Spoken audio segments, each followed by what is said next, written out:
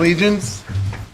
I pledge allegiance to the flag of the United States of America and to the republic for which it stands, one nation, under God, indivisible, with liberty and justice for all. Elise, I will turn it over to you. All right, we have a very special guest tonight. Well, actually, two very special guests tonight, but we're going to start with Mrs. Gracier. So I'm going to turn it over to Dr. Glicklis, who's going to do the honors of recognizing Rebecca. Yes, it is my honor to share with you a little bit about Rebecca Gracier, who is one of our 2-3 teachers. I actually hired Rebecca as a maternity leave sub 13 years ago and decided to keep her on, which I think was very smart of me. As Rebecca has gone on in her career, but she's a dark horse. Like, you don't really see how good she is. And then one year I was like, Rebecca, you really need to get involved in some things. You need to join SIP and get in curriculum committee. She's like, really? I'm like, yes, get involved. And once that happened, she just blossomed. Like, her gift is, anybody who's worked with her is like, okay, and they see that. So this year I had the opportunity to nominate her for the Illinois State Teacher of the Year, and she has won the Far North Suburb Teacher of the Year, and she's now in the running for the Illinois State Teacher of the Year. She's one of 14 in the state. She's already had an interview with the state of Illinois. The state superintendent broke the news to her, and I'm going to tell him. My favorite part was that it was pajama day. And we were on the call with the state superintendent. Luis was there, and she's like, all I can think of is I'm in my pajamas. And the state superintendent is cracking up at her. And he's like, I couldn't tell, but. So Rebecca is also a part of our learning framework team. And what I appreciate the most is that Lori and Jen made this thing up to say, hey, Luis wants to talk to you about the learning framework, even though we had a work day like literally the day before. So she was probably thinking like, what? Like, why does he want to talk to me right now, especially me? So it was fun. Yeah, it was really great. And so she's so deserving, and really any one of us could have had a teacher that we nominated and could qualify for this award. And we're very lucky to be in a district that has such talented teachers. And so Rebecca is just a representative of all of our amazing teachers, but we are very proud of her, and it is a much deserving award. And if the state of Illinois is smart, they're going to choose her for their Teacher of the Year. So we want to congratulate you, Rebecca. All right.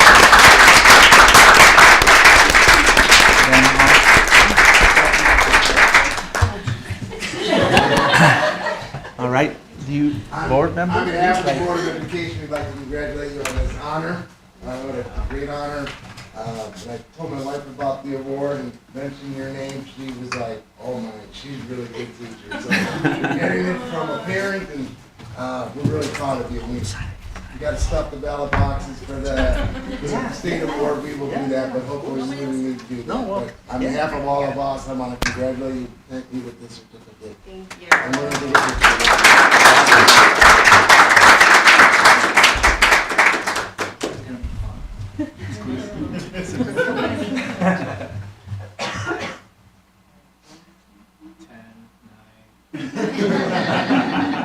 All right, congratulations. A lot of you have had kids in her class, right?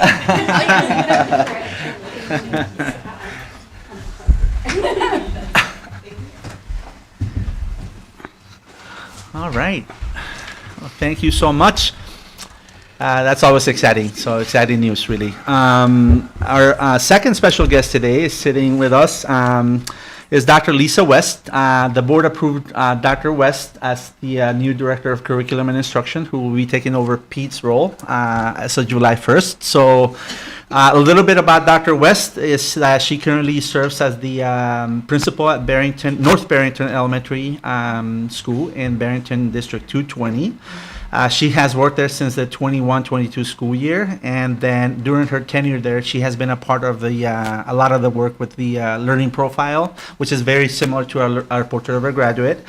She's implemented some strategic planning initiatives for the district, and she's been part of a lot of strategic planning teams as well. She has been deeply involved most recently in the development of a full-day kindergarten program at Barrington High School, which is innovative in the sense that they host that particular classroom or that program at the high school. So they host a kindergarten program at the high school. So prior to that, Dr. West is familiar with the area because she has served as principal of Woodland Intermediate School and Woodland Elementary School, obviously in Woodland District 50. And she started her teaching career as an elementary teacher in Glencoe District 35, teaching 5th and 6th grades. So some elementary experience with that. She holds a doctorate in educational leadership, a master's degree in educational leadership from Concordia University, and a bachelor's from Iowa State University in elementary education. Dr. West currently lives in Wakanda with her husband and 2 fur babies. She's very passionate about curriculum and instruction and is thrilled to join the District 56 community. So welcome, Lisa.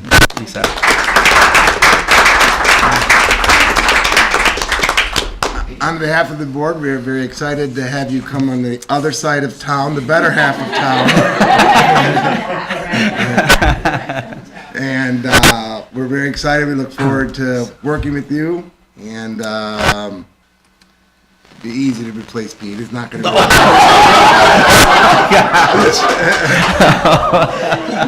That's okay, Pete. I tell you what, I let my bosses know, and that was a Thursday, and my job was posted on Friday. It's just the way it is, right? See, Pete, we waited. All right. All Well, right. we look forward to having you join the team, Lisa, in July, officially in July. So thank you so much. I'm honored, Okay. and I'm looking forward to getting started and working with everyone. So thank you. The process was really, I can't believe I'm saying this because it was an interview process, but I have to say that it was one that was thoughtful and really, seriously, it was painless. And so that's when that happens, that you feel like you're in the right place. And so thank you for the opportunity, and look forward to continuing on the wonderful work that's already happening in District 56, and to continue to make you just as proud as Pete has. You're not gonna miss me one bit. We're just going to visit him in the classroom. Yes. All right. Well, thank you so much. And at this point, if you want to stay for the rest of the meeting, you can. If not, you may head out. Rebecca, that's a requirement to get the teaching interview. To sit through this? No, kidding. All right. Well, thank you. Thank you so much. All right. Thank you. All right, moving on. I need approval of the minutes of the regular Board of Education meeting on January 28th, 2026. I can do it. I move that the Board of Education approve the minutes from the January 20th, 2026 regular meeting as presented. Second. Roll call. Aye. Aye. Aye. Aye. Aye.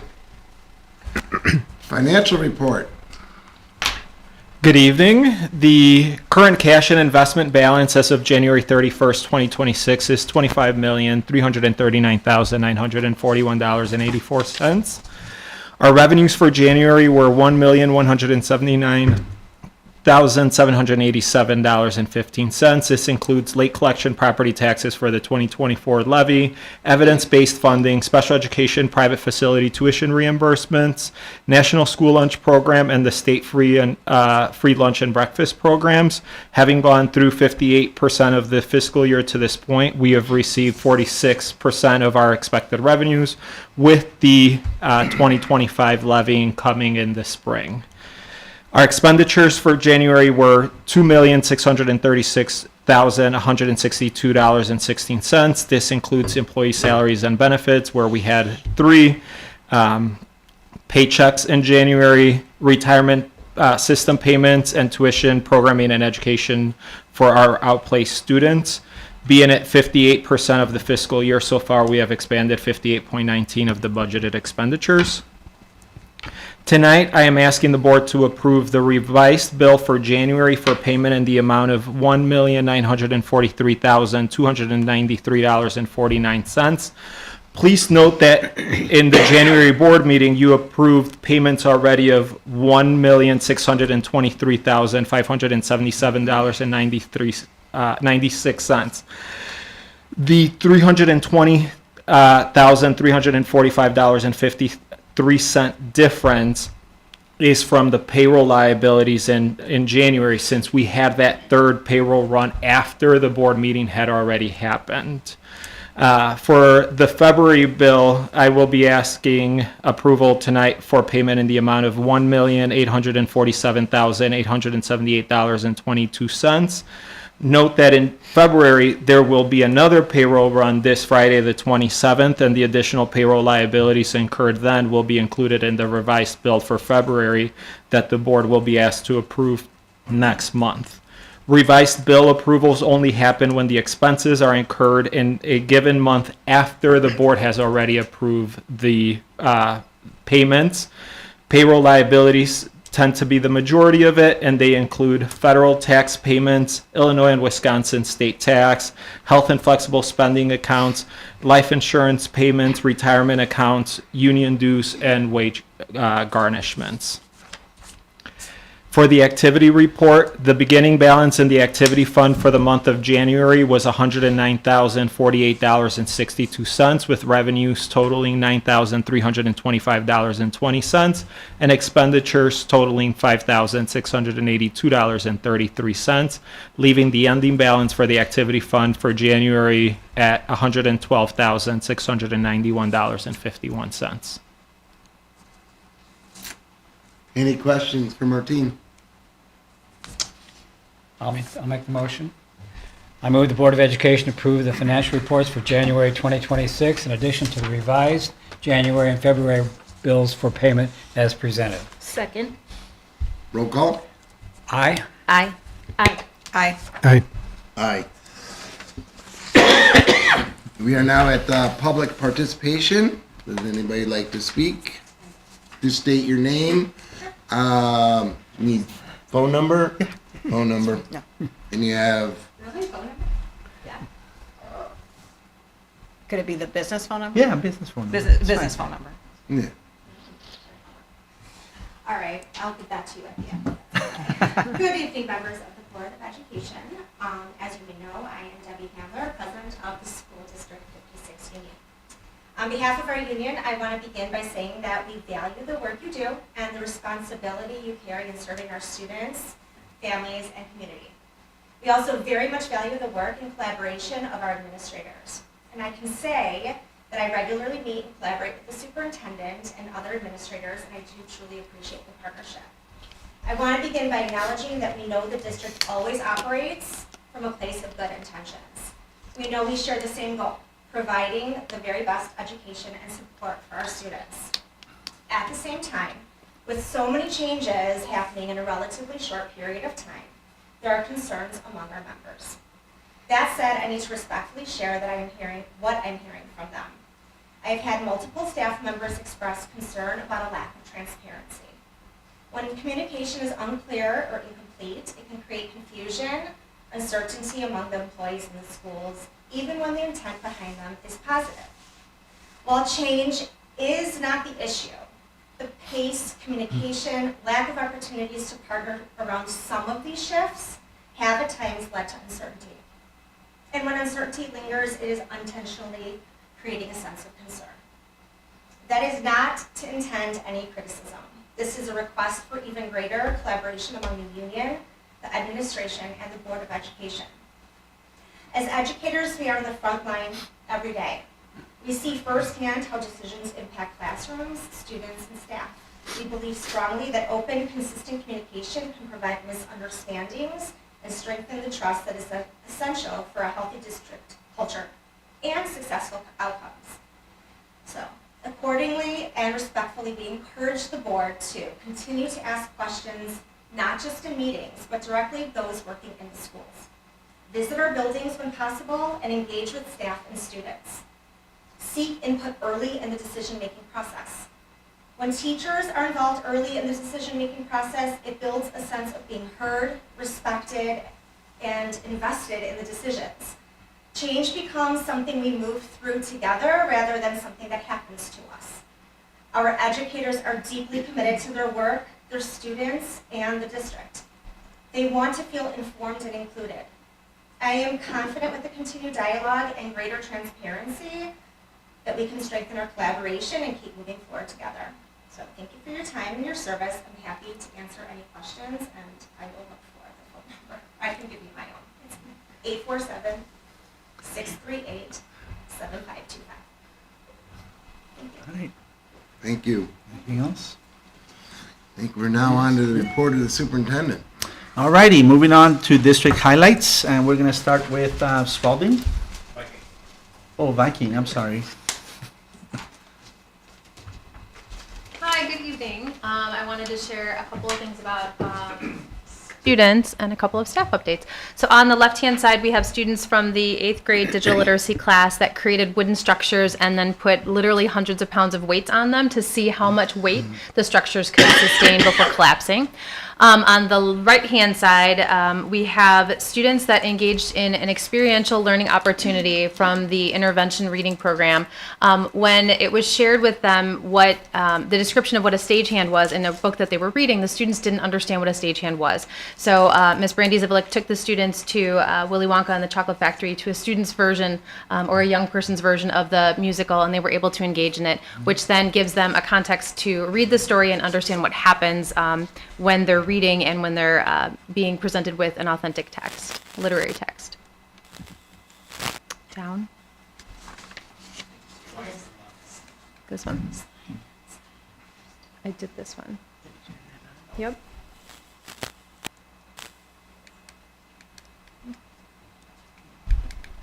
Okay.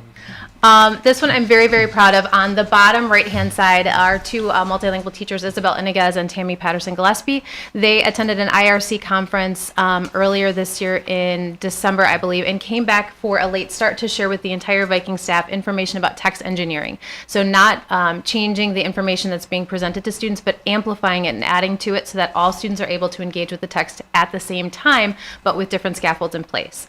On the remainder of the slide around it, Brandy Zivilic and Steph Esteban presented to the entire staff on another late start specific Kagan structures, so that staff were able to understand how to group students, how to use different structures and strategies to have students engaging with the material in a collaborative way so they become engaged collaborators and effective communicators, utilizing content, but also starting off from a standpoint of getting to know each other and supporting SEL. And the last one is from the last Institute Day that we had. Viking was proud to bring in a presenter to support protocol for conversations with students as they engage in disruptive behaviors or inappropriate behaviors. So teaching all staff what to do when you need your students to get back on track. So what does that conversation look like? How do you practice it with your colleagues so that your students can be back in the classroom where we need them to be, but also they're taking ownership of some of their actions and being redirected in a positive way. Okay, River Trail. We had our annual Sweetheart Dance a few weeks ago. This is a fundraiser for our Great Americans program. It is probably our biggest fundraiser and most popularly attended dance. It's for our parents to bring their sweetheart, and the kids get all dressed up. It's very sweet. We have a photo booth, and we bring in a DJ, and they do dances, and it's just a great time. Our 4th and 5th grade team puts it together each year, and it's something that every family looks forward to every year. And then on the left-hand side, there's Rebecca again. Let me tell you. So on the left-hand side, we on Fat Tuesday, we always have a rock, paper, scissors tournament where everybody starts off with two strings of beads, and throughout the day they play rock, paper, scissors only staff, against each other, and then at the end of the school day, whoever has beads left, we meet in the front foyer and we do a tournament, and it's winner take all, and guess who won? Rebecca had a stellar week. She was the winner of our rock, paper, scissors tournament, and is going to be teacher of the year. So that was a lot of fun. On the right-hand side, it is our late start from last week. It was our SEL time where we were focusing on giving teachers tools that they can use in the classroom to help students who might need some time in a calm corner or to de-escalate behavior. So teachers handmade different fidgets. Something from a little squish bag or a kid that they can play with. So the teachers got to do a little make and take at our late start. And we also had, it's Black History Month. We're at the end of Black History Month and we're looking forward to going to Spalding tomorrow. Our middle schoolers did research on different famous African Americans from our history and presented it to the younger classes and to their own classes. They did music, they did food, they went into the library during time and presented to the younger students. And it's really just another way for us, for the students to highlight what they've learned and share it with their peers and the younger students. All right, and on the prairie, we have some things happening. On the left-hand side, you will see several different versions of adult learning.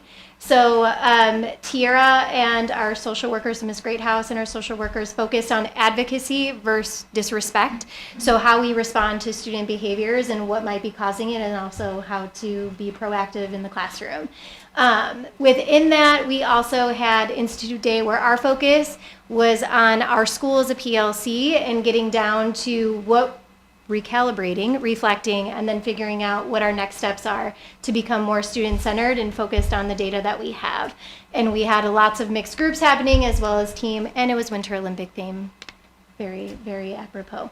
And then on the bottom right, on the left-hand side, we have done if you remember, we started teacher rounds last year, and we've been continuing it on this year. And this is our 5th grade team participating in after their problem of practice focused on engagement, and it's been really effective for them. And many of them, this is their second time. So seeing their growth among as well as welcoming their new members has been tremendous to see their growth and how they can learn from each other within the space. And on the right, we have several celebrations in spirit happening across the prairie. So on the top, we had our 100th day of school. There's a lot of aging that happened overnight, but we were able to get back to being young and vibrant. On the bottom left, we celebrated Kayla in our 5th grade for being the Gurney Exchange Club Young Citizenship Award. So she was very excited and not into getting attention in front of others, but she did great and is well deserved for her work inside and outside the classroom. And then we also had Jersey Day, and I magically found a twin across the building. So we were happy to match.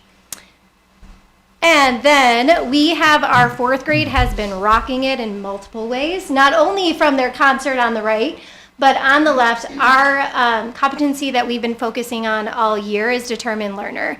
And our 4th grade team lead junior was able to create lessons and then went into classrooms and taught others about what being a determined learner means. So whether it's goal setting, how to persevere through things, and we all know kids listen to kids better than anybody else. So it was nice to see them be leaders in the classroom.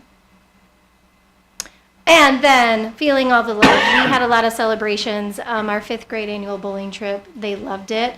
As well as the 4th grade, that was Miss Lamone's class on the bottom left. They were making all their little crafts for Friendship Week / Valentine's Day. And they had a party like no other. But then also the Glow Party will continue on this Friday, as well as me getting pied in the face. We're having our PBIS tier 1, but for trimester 2, where we will be having glow parties in our unused classrooms, where teachers get to have the glow sticks like the good old days.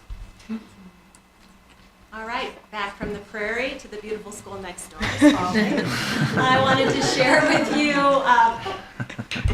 I forgot last time and I almost forgot this time too.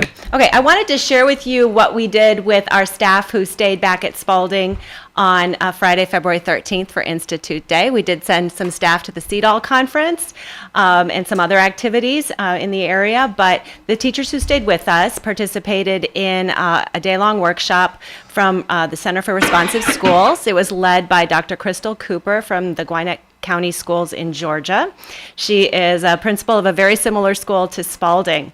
And so it was wonderful to work with her. You can see pictures at the bottom of teachers unpacking these concepts of positive teacher language approaches for creating the conditions of success and joyful learning communities in their classrooms. We learned about being direct, conveying faith in our students' abilities, focusing on action, keeping it brief, and knowing when to be silent. All right. This is Donuts with a Detective. So if you are familiar with Donuts with a Grown-Up, we have expanded on the concept as one of our PBIS rewards. Our students can turn in tickets for Donuts with a Detective. Last year, Demarie Thomas started providing that for us, and his team has grown. So Detective Gullifor was with us, as well as Detective Smits, retired detective, I believe, and Mira, our new dog. So they got to enjoy donuts and also visiting inside the squad car. And finally, I have pictures here for you from a recent assembly with Rhythm Plus. Natoya Franklin is pictured there with students that she has been working with throughout the year. They've been dancing and singing and working through stories, and they presented to their peers. And I think I have one more slide here, maybe. No? No, okay. I wanted to share with you some of our promotional material for Black History Month tomorrow. So Natoya will be one of our guests there, as we are bringing in Arlesia Stapleton, who is a soprano from Chicago, who will be singing spirituals and songs by Margaret Bonds and Langston Hughes. We're bringing in Shanta Narula, who is a storyteller from Chicago, who will be speaking on African American history and folklore. We'll have the Elite Striders from North Chicago, a drill team, and Rhythm Plus, our own singers club, will be performing, and also the children from Boys and Girls Club will be entertaining us as well. I hope you will all stop by between 5:30 and 7:30 tomorrow evening. All right, and the last two slides are actually mine. So I was able to attend PTO movie night last Friday. It was a lot of just commotion with the little ones running around the gym, and not a lot of movie watching taking place. But no, it was fun. Like PTO tries to put on different events to attract different families to come and join. But it was nice to be there. The movie was geared towards younger grades, but it was fun to be there. So, next slide. That's me. Yeah, that's you. Last week we had the opportunity to celebrate our one-way dual language second grade classes at Spalding for their growth in the iReady diagnostic. And you would think, why is this special? Well, the students in all of our dual classes take two diagnostics, one in Spanish to measure their growth in reading in Spanish, and one in English to measure their growth in reading in English. And what is beautiful about this is that all the students in both classes have made tremendous growth in their English diagnostic. And when I'm telling you that growth is from fall to winter, we're seeing 20, 30, 60 points of growth. And when you're learning a second language, you usually develop one first and you get stronger in your Spanish or in your first language, and your second language goes behind, right? But what we're seeing, it's like it's kind of parallel, the way that they're learning. And the way that they are transferring their skills into other areas. It's another example of the work that Mrs. Quiñones and Ms. Guzman are doing. And we're seeing it transfer into access testing. We just finished in access, and traditionally, our littles start taking the lowest tier in writing. In this class, the majority of these students took the BC, the higher level of writing, and I can't take pictures of the test to show you and to prove. But Dr. Correa and I had the opportunity to see some of the work that they've done in the test, and we were amazed. So we felt that it was appropriate to celebrate them with little pizza. So there's some pictures of me telling them why did I show up with pizza, because they didn't know I was coming. The teachers knew, but the students didn't. So pictures of both classes and their teachers, and of course Natalia, because she was too cute eating that pizza, so I had to share her with you. So good work happening in our classrooms. And then that's mine. That's the one. That's mine. All right. So yesterday, Prairie Trail actually had the 5th grade band concert. So it was amazing to see the progress that kids are making from fall to winter now. Very short concert because of the concept of what they're learning right now. But it was fun to hear and learn more about the karate band belts that they can earn throughout. So it was really nice. Full packed house, as is typical with our band concerts. So, all right. Yeah. Are there in 5th grade? Are there separate band concerts for both schools, or do they combine? They'll all come up to They one. all combine. Yes. Oh, I didn't know. But it's changed so much since the. No, yeah. Sorry about that. No, it's okay. All right. Any questions? Anything else? All right. I'm gonna hand it over to Mr. Helfers. Updates down here. Mr. Helfers for curriculum adoption. Got it. Yep. Okay.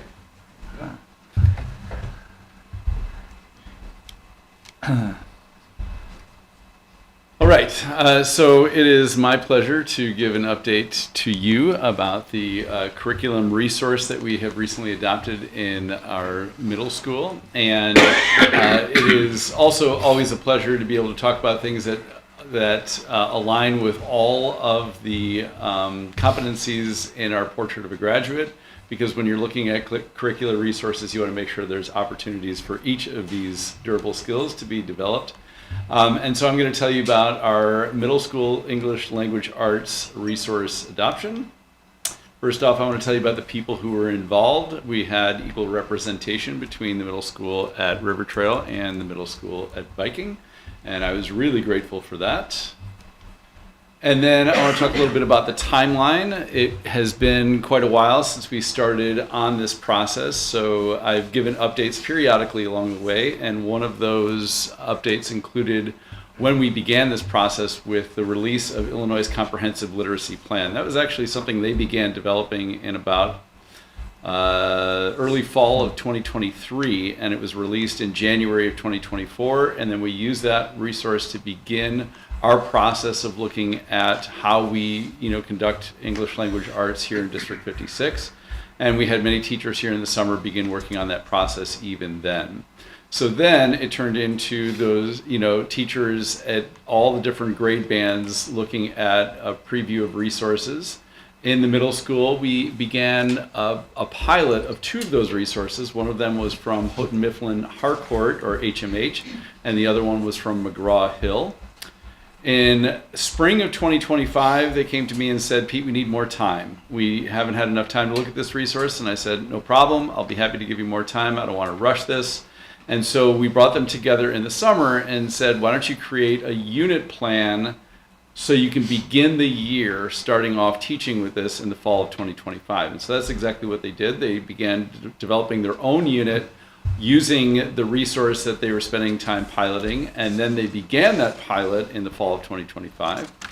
And then just this past winter, actually it was the day after our meeting, I had a meeting with all of them, and that's when we decided. So you can tell that was a lot of work. So when we look at resources, we don't just look at them alone. What we do is we look at them with the help of other third-party resources that help us get an objective viewpoint. So one of those third-party resources is called EdReports. They are non-affiliated with curricular resources, and they provide reviews. So they use experts to review those resources and then provide ratings on them against several criteria, including how they align to state standards. Then we also look to the Lake County ROE, who puts together a really it's spreadsheet for us that lets us know what all the other districts are using, so we can look at the ones that are most commonly used throughout the county and compare those against what we're using. Then of course we can also reach out to our colleagues and say things like, I see that you're using this resource, what do your teachers think, and how what kind of results are you getting from it, etc. But then we also created our own evaluation framework based on guidelines that we received from Ed Reports, and we also had all of the teachers who are participating contribute to that framework and say, what is it that we should be looking for in a curricular resource? So we used all of those resources to help us decide. Just an example of one of the questions that's in our framework, it says, how does this resource do at engaging our students in spoken language activities to expand vocabulary, construct sentences, and improve grammar proficiency? And then in that graph, you can see what the ratings were. This was not just for the resource that we were looking at. This was all of the resources overall, so it allowed us to then break down and look at them by each of those resources. So that was very, very useful for us as we consider this. So when we were considering all of our resources, what we looked at are those listed there.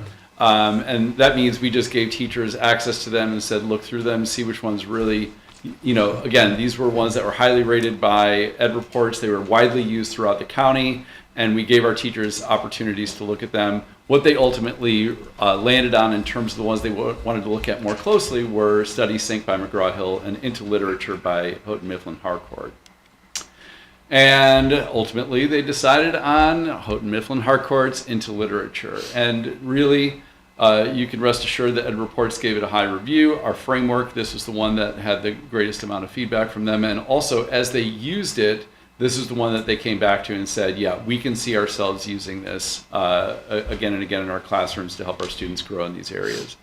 One of the things that I was most impressed by after their usage was them saying, Pete, this is really rigorous. This is challenging, and that was actually what brought everybody back to it in the end, is them saying, if we want to see our students improve in several areas in the area of English language arts, then we have to continue to expose them to more and more rigorous materials. So that was a big vote in the positive direction. So our next steps will be ordering, and I've already been working with our rep and with Mr. DaCosta in terms of making sure that we have all the resources we need to get the product here in our teachers' hands, and then we'll begin training. And we're looking at training as early as, now it's going to look like it's probably going to be early summer. So that's the process we went through, and just wanted to give you that update and also provide you the opportunity to ask any questions if you have them.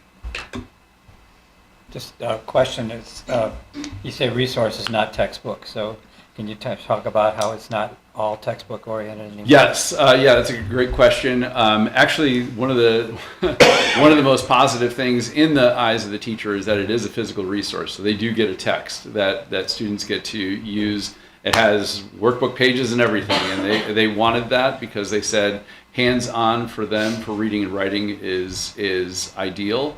It also comes with a vast array of digital resources as well. Including ways to provide students like feedback on their writing in real time, and several other features that are used to help them develop grammar, and also all the resources that are available in the book itself are also available digitally inside the resource itself. Right. So, super. Yeah. Changed a lot from a textbook and a teacher's edition, hasn't it? It has changed a lot, but I was really happy to see that they wanted to put physical books in the hands of students. That was something that was important to everybody on the team. So, thank you. Yeah. Go ahead. Yep. How is this brand new curriculum for not us, but in general from the publishers? So no, it is not brand new. It is one that has been around for some time, but yes, it will be brand new for us. Mm. So I'd like to ask a little bit about the rigorous comment. So was this picked based on deciding that the levels were rigorous but closer to the student's level, or how was that resolved, the rigorous debate. So I'm not entirely sure I understand the question. I think I'm asking for clarification maybe on the rigorous comment. Like, what could you explain a little bit about that? The staff was. Yes, so about the if rigors. I'm Would it be understanding possible correctly, then they were looking at it and saying, you know, we know what the grade level standards are, and the reading resources that were being selected in the resource itself were ones that were of high rigor for students, meaning that they would look at them and not say, these are too easy for our kids, if that makes sense. So they were aligned to grade level expectations, and that was something. Now, please understand that they have not had a dedicated resource themselves. So in many instances, they've been using either what they have or what they've been able to find online with a resource that's dedicated, and this is the one that we will use. All of those are aligned to grade level standards, which made them all say, wow, this is going to be it's going to be a push. So did that answer your question? I'm still trying to process it. So does that mean that this curriculum was selected, this company was selected because there are levels that support each of the different levels of learning of the middle schoolers and in the different levels of rigor from advanced academics to regular to Sure. emerging learners? Yeah, so, you know, in terms of our advanced academic programming, it is always done at a greater depth, a faster pace, and with increased rigor of expectation. That's been our philosophy for advanced academics as long as advanced academics has been around. So that means you can use the same resource, but you would use it at a faster pace, go into it with greater depth, and have higher expectations of student production based on it from it. Now, the reverse is also true. You can use the same philosophy to use the same resource to go at a slower pace and also ask kids, same thing, grade level standards is what you always want to ask of all students, but then use it at a pace that is appropriate for all learners. So if you're asking about differentiated instruction, every resource we always considered is one that we look at, and it's part of our evaluation framework, is how easy are we able to differentiate instruction using this resource? Yeah, that's Now, what did was I answer your asking. question? Yes, thank you. Okay, good. Anybody else? Thanks, Pete. Thank you. Yeah, Thank you, Pete. thank you. All right, Mr. Smith.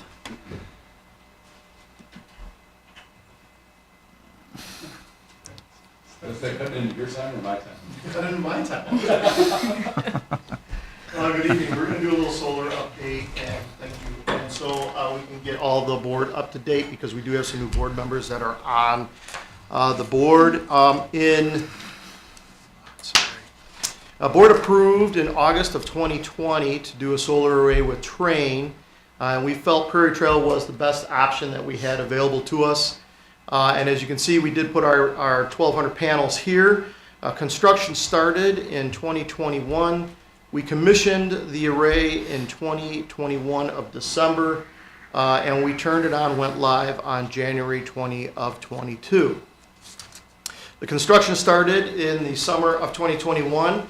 We did have some delays through this construction process because we were dealing with some COVID issues.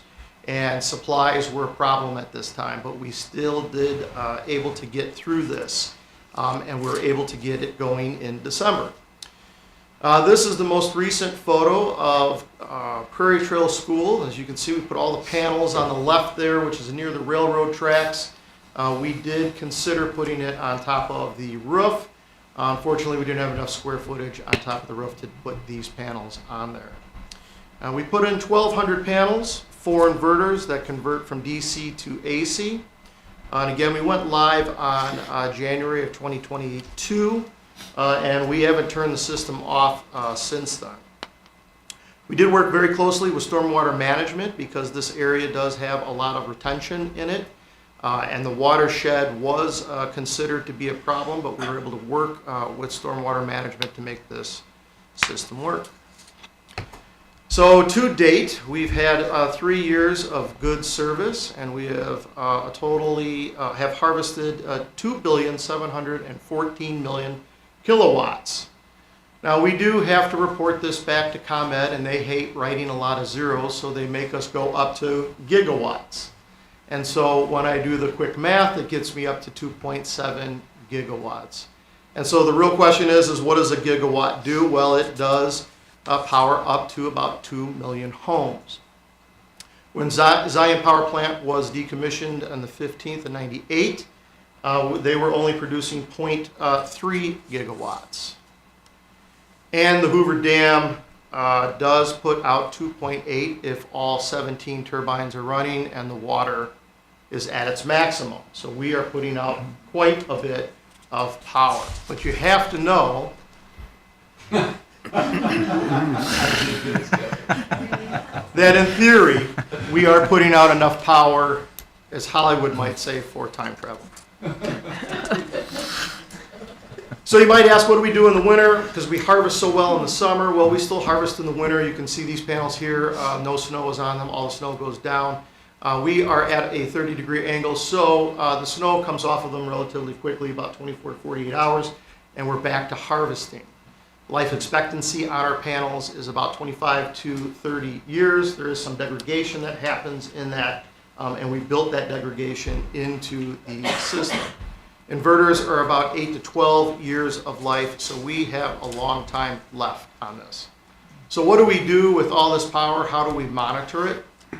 It goes back to a website that Trane maintains for us. And this website is updated about every 5 to 10 minutes. It is also linked to our district website. So if the community or any neighbors want to see how our solar is producing, they can certainly go here easily and look at it. You can get a day, a 3-day, a month, or a year out of this, and this is not the lifetime, but it does go back to 2024. So what's significant about this is the column on the left, year 2024, column in the middle, 2025, and then of course 2026 is on the right. We're only in February, so we're still working on our harvesting. But what's important here is we have an orange and a red line that go to our graphs, our columns. The red line is an estimate. That is based on weather data, what they assume we're going to estimate and how much we're going to produce and harvest. The orange is what we've actually harvested. So if we go to the next slide and we hover over column 2024, in this case, we have harvested, hold on, I can't read that far away, 564,929 kilowatts. That's what they think we're going to do, right? That's their estimate. If we go to the next slide and we see what we actually produced and harvested was 617,888. So we produced 52,959 more kilowatt hours than what they assumed and estimated. If we continue that on to year 2025, again, they estimated us in harvesting 562,098 kilowatts, and we were able to produce 656,977 kilowatts, which gives us more than 94,000 kilowatts that we harvested better than. So this is a quick snapshot of what we harvested just for today. When we designed the system, we designed it to be able to produce 400 kilowatts an hour. And the reason why we designed it at that is because that's what we needed to do to be able to produce enough power for Prairie Trail School, and 10%. So you can see at 11 o'clock today, we were producing 404.51 kilowatt hours. So we were doing very well with this. This was over our estimated number. And again, because of degradation, we are going a little splash higher than normal. So what do we get to do with all of this? Well, I'm just excited because I get to invoice ComEd for the money that they owe us versus us owing them. So every few months, quarterly, I send an email of an invoice back to ComEd. On average, we get about $19,000. Now that fluctuates based on how much we produce. It fluctuates on how much it costs because that number goes up and down.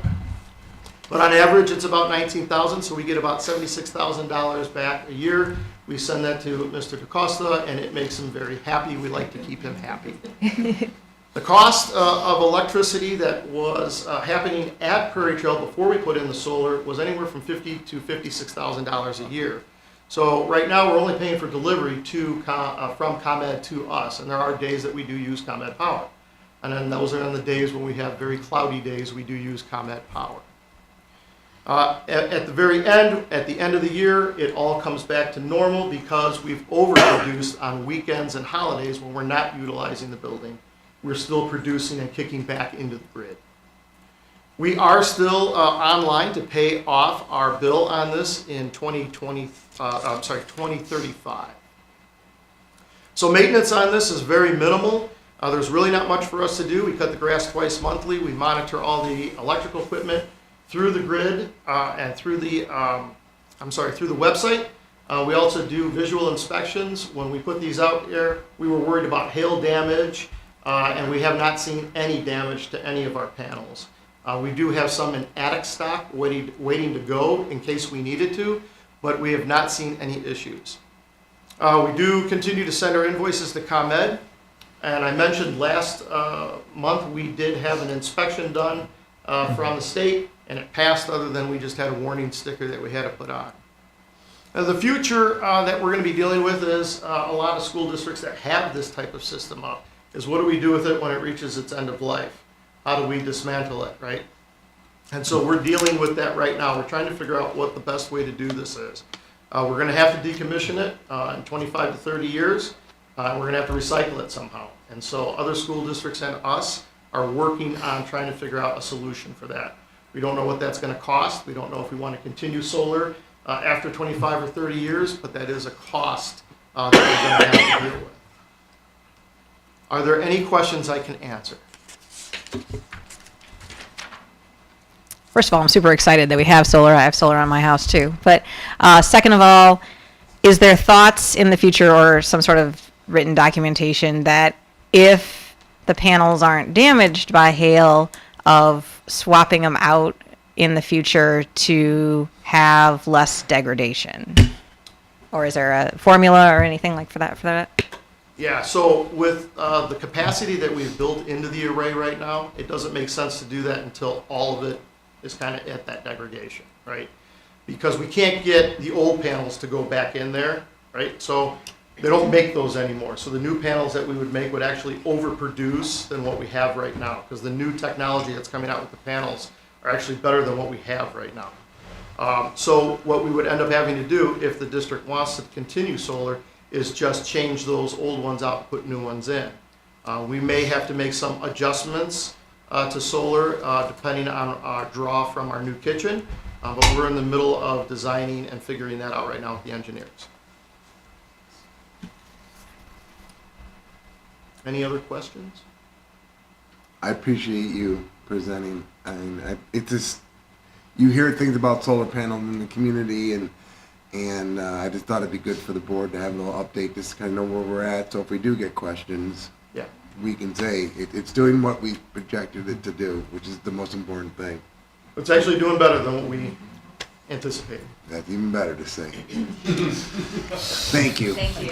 Any other questions for Sean? That was his department update, by the way, so I'm just kidding, Sean. We're going to go ahead and move on to department updates, and I'm going to start with Mr. DaCosta. So, Back in December, the board approved a collective bargaining agreement for the support staff. Ever since then, we've been working to implement many of those changes. The big update for this month is that the open enrollment took place for support staff with the new negotiated rates. The open enrollment ran from February 2nd through the 14th. We hosted 2 informational meetings to discuss the plan options and the updated rates. And thank you very much. In curriculum and instruction, you've already heard our Black History Month celebration is tomorrow evening at Spalding School. Also coming up is our Maker Fair on March 19th at River Trail School. And then also coming up is on April 30th, did I say April 19th? I meant March 19th. March 19th, River Trail Schools, our Maker Fair, and then our Asian American and Pacific Islander celebration at Viking School on April 30th. Besides the curriculum resource adoption in English language arts, we've also been working on our science unit designs in a scope and sequence, and we actually had a meeting here today. We are almost completed working on our scope and sequence for science for grades 3 through 5. Right. In the area of pupil services, I had the opportunity to participate in some professional learning sessions to deepen my understanding of specific safety incidents, and some key lessons were learned that will then be incorporated into our reunification plan. Training with special education teaching assistants at Spalding has taken place. We've also started our early childhood and preschool transition conversations for students entering kindergarten this coming fall. And we had a great day of learning on our Institute Day. We brought in Marissa Bennett, who is a board-certified behavior analyst, and we worked on tolerance training, which was part of our data gathering process for our behavior intervention plan. So that was with our social workers and behavior facilitators. In multilingual and assessment, I had the opportunity to attend the National Association Bilingual Education Conference this year, and it was a great conference. We are in the process of ending access testing this upcoming Friday and opening our next state assessment, Illinois Assessment of Readiness. I've been working on training staff on the new dashboard and the platform, how to initiate the assessment. Also provided training to our special education teachers at Prairie Trail on testing accommodations. And collaborating with the multilingual director from the high school. And we're gonna schedule an informational night for our 8th grade parents of multilingual learners about services and programs available in the high school. So at maintenance, we are back to operating our HVAC normally. Mother Nature has been kind to us right now, so we are back to normal operation. We're also completing all of our preventative maintenance for HVAC. We continue to assess all winter damage that we may have had, whether it's from plowing and roofing. And we are working closely with our architects on our kitchen design. We anticipate going out for bid on March 19th with a bid opening on April 4th. And we'll be coming back to the board for approval on April 22nd. In tech, I've been busy with our E-rate project, which is our updating our network, having conversations about network security and other security throughout the district. I'm also very excited for Apple to make some kind of announcement on March 4th, so that will kickstart our refresh for the district as well. And other than testing season, we've been pretty busy with all that. So. All right. Any questions? Sean, on that timeline for the kitchen, with an April board approval, is summer enough to put that structure together? So it appears with that timeline, we may be about September before we open up. But we're working really hard to get this going as fast as possible. We anticipate breaking ground in May. Okay. Yes. All right. Thank you. Yes, sir. Any other questions? All righty, moving on. Professional leave conferences. We have a few this month, or just a few this month. One of them already happened. The form came to us a little bit later than we expected, but then we have one of our art teachers attending the Art Education Association convention, and then we have Principal Waller attending a Leadership Academy on June 10th. So, any questions about those? Alrighty, moving on to FOIA requests. We had 2 requests this past month. The first request asking for a list of all current D56 employees and staff and their contact information, including names, position titles, departments, phone numbers, email addresses, and office addresses. So that information was provided. The second FOIA request with copies of the most recent contracts, agreements, amendments, and renewals from January 2021 through January 2026 in connection with some learning platforms. out of the whole list of learning platforms, we only had provided information on IXL. So that was the only contract agreement that we had with that company. So any questions about those? Alrighty, moving on to old business. We have the second reading board policy monitoring. We only had two policies, one dealing with library media program and the other one access to electronic networks. So any questions about that? There were no changes recommended as no legislation has changed. So, and if there are no questions, we need a motion.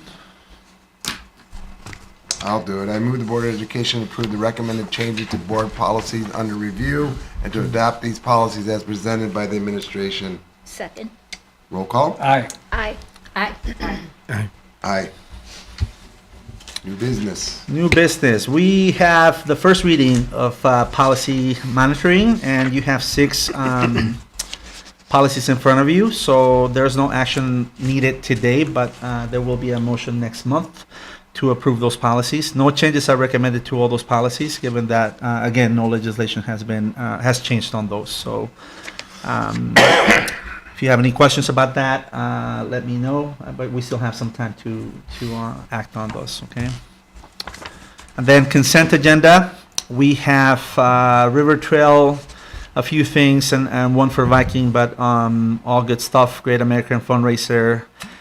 School team lead, and then Viking school PBIS. So again, you know, all things for student programming. So it's great.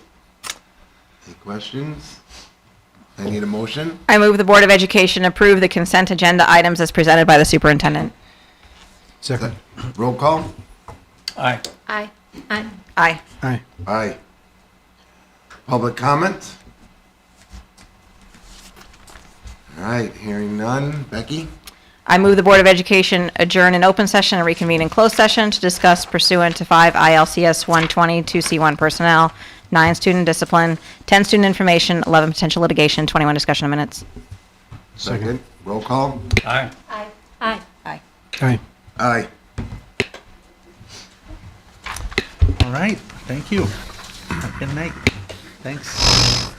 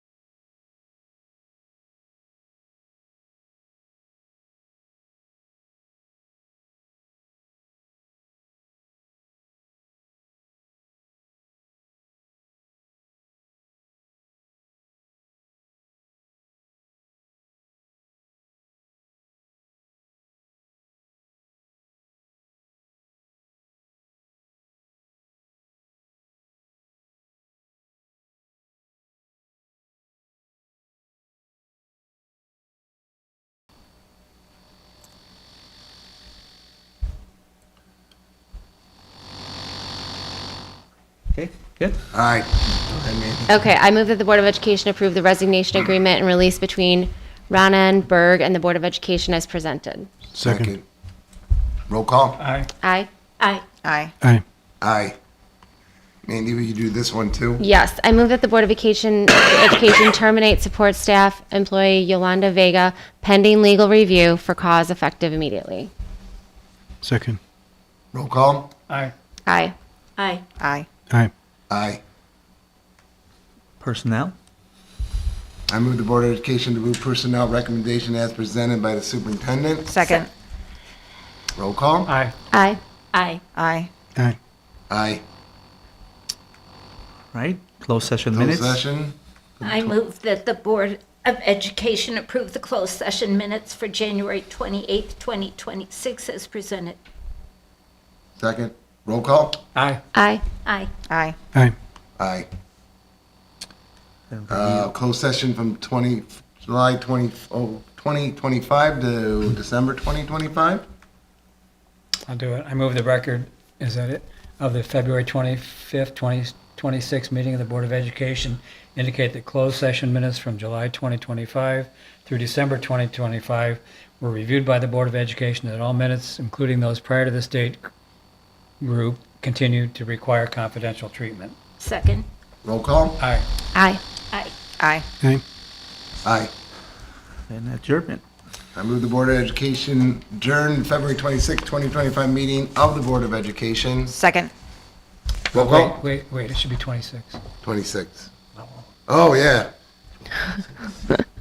I move the Board of Education adjourn the February 26, 2026 meeting of the Board of Education. Second. Roll call. Aye. Aye. Aye. Aye. Aye. Aye. I just want to thank all of you guys for your work on the evaluation, your work. Today's a tough day when, it's the hard part of the job is when we have to talk about decisions like that. So I thank everybody, the school, to the community, and have a good month. Hopefully see some of you tomorrow night.